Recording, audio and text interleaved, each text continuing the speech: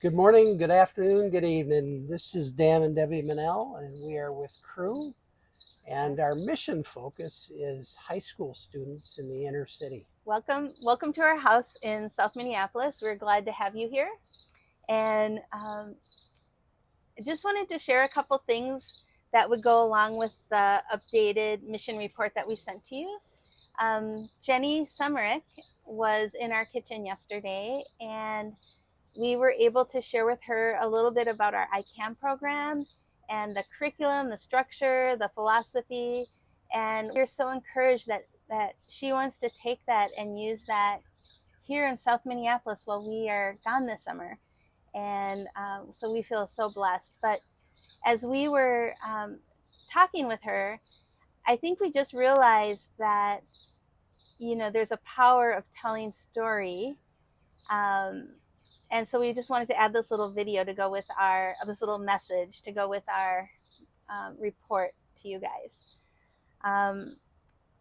So we just finished our third round of ICAN, and it's been really exciting. We've had now 20 students go through, over 35 volunteers, and 16 of those have been from the Grove, which you guys can be so proud of, and we've been so encouraged by, and I think they have been encouraged. And many of those volunteers are returning, so that's really cool. But this round, we had all young men and one young lady that was a volunteer for us. But I want to share maybe just 2 or 3 of those students and their story. The first one is Kevin. And Kevin was one of the first students to show up. And we started with very, very few students, so much so that Dan and I were questioning if we should even continue. But Kevin came in, and he had, big guy, and he had his hoodie up to just above his eyes, and he had his mask up just below his eyes, and all you could see was that. And he came and slouched down.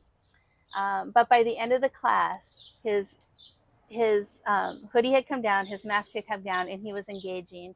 And we got in the car and we said, you know what? Even if it's just for Kevin, we need to continue ICAN. And God, over the next week or two, God brought more students. We ended up with a really special group.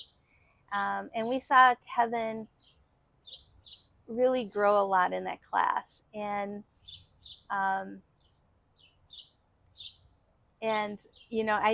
one of the things that's really cool is that tomorrow he has an interview with Chick-fil-A, which I'm sure he never dreamed that he would be able to have as a summer job this summer. So that's encouraging. And also, he wants to stay connected with some of the volunteers this summer, and hopefully grow spiritually as well as just get a chance to grow personally. So the other student I want to share about is one who has a few more challenges than Kevin, and that's Gume. And Gume, over the course of the ICAMP classes, he became more open, and we began to see more of his struggle. And when we started to transition the classes to more like helping students understand who they were and how to communicate about themselves, which is so important, not just on a resume and an interview, but in life. And he began to really struggle, and we couldn't get him to say anything positive about himself or his life. And he just was really, really struggling, so much so that after the resume classes, he didn't have one. So I said, Gumi, I'm going to come and help you. So I picked him and his sister up at his house, and we went to the McDonald's right in his neighborhood, and we finished his resume. It was a miracle. And his sister helped, which was special. But we came out, and he pointed to a spot and said, a woman was shot there the other day and she died. I'm like, oh, Gume. And then we got in the car and we got a couple blocks towards his house, and I said, oh, that's a pretty street. Look at all those trees. And he goes, no, it's dangerous. And I said, really? I said, what does that do for you as a young person? He says, I don't leave home. He goes, I'm scared. And it makes a lot of sense because Gume basically failed out of school for non-attendance. He was struggling with coming to class towards the end. Out And of fear. I think, yeah, I really think it was out of fear or hopelessness. Um, and I'm like, wow. And really, he's when I asked him about hobbies for his resume, he's like, I sleep. That's all I do is sleep. He doesn't talk to anyone, in his family or otherwise. And I'm like, oh, Gume.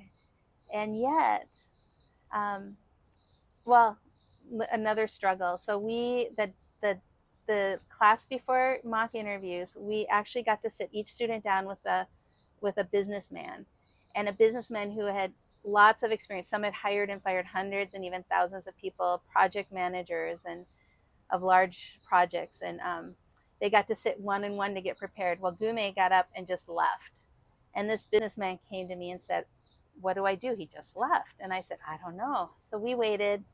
And when he didn't come back, I walked out in the hall, and Gume was on the floor with his head between his knees. And I'm like, Gume, what's wrong? And he wouldn't look at me. And he couldn't even answer the question. He goes, I can't do this. I can't do this. And he couldn't answer the question, tell me about yourself and why you're applying for this job. And so we talked, it wasn't working. So I asked him if I could pray for him. And he said yes. And we prayed, and he slowly got up and came back. And you know, the class ended, and this businessman was talking with me. He said, I don't think Gume can do tomorrow. And I said, well, yeah, I don't know. And he said, well, what are you going to do? Because, what are you going to do? And I said, well, I'm not interviewing people. I'm going to be free. So if Gume has trouble, I can help. And so the mock interviews came, and Gume came, and he sat down with the same businessman for his first interview. And I said, and I watched, and they were talking. I'm like, wow. And at the end, they were switching to the next one. And this businessman came up to me with the biggest grin and said, he did it. He did it perfectly. I would have hired him. And I'm like, really? And we were so rejoicing. And Gume was like, you could tell he was like so happy about himself. And so you're like, yay. But then the next week, we actually were able to help him get an interview at his dream job at Cub, because he felt safe at Cub because he had been there with his family. And so we got him an interview, and but he wouldn't leave the house. And so I'm not in town, so I'm on the phone, and I'm literally spending an hour talking to him from his bedroom to his door to the bus stop to Cub, and helping him get there. And he interviewed, and he did it. And we'll hopefully find out this week if he'll get a job.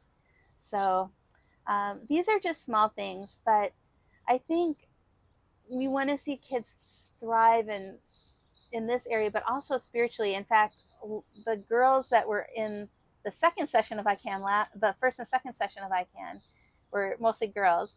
And half of them have stayed connected with us and are in Bible study. So that's really cool. But go ahead. Those are just a couple of cool stories that we had.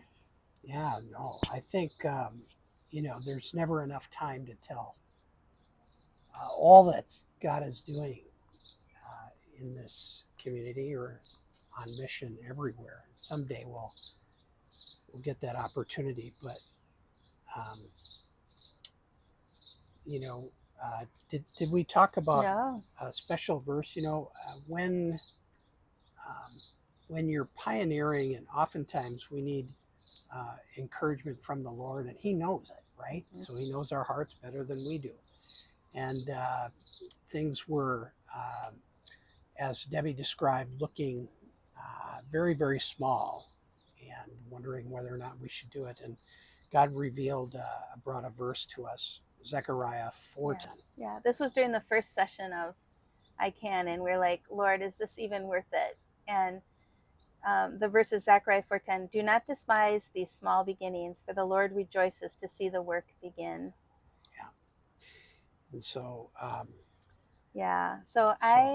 I think the thing that encouraged us, even though you may go, oh, there's only been 20 students, and we say that as well, but I think the things that encourage us are like, this is from scratch. Like, we've had to not just write curriculum, but test it. Like, does it really work? Does this program and our philosophy and our recruiting and our sign up and our website, do these things all work? Our volunteers, and we're refining, things are working, and that's encouraging. We're testing it out. But the other thing I think that encourages us is that, hi neighbor. Neighbor. The other, we're on a video, we're videoing our, we're sharing about our ICANN program with our home church in Maple Grove. You guys, I wish you could see these cute little, Say hi, Kiko. this cute little puppy. Go Twins. But I think some of the things that we're realizing is that the students that we're working with, it takes more than just a class.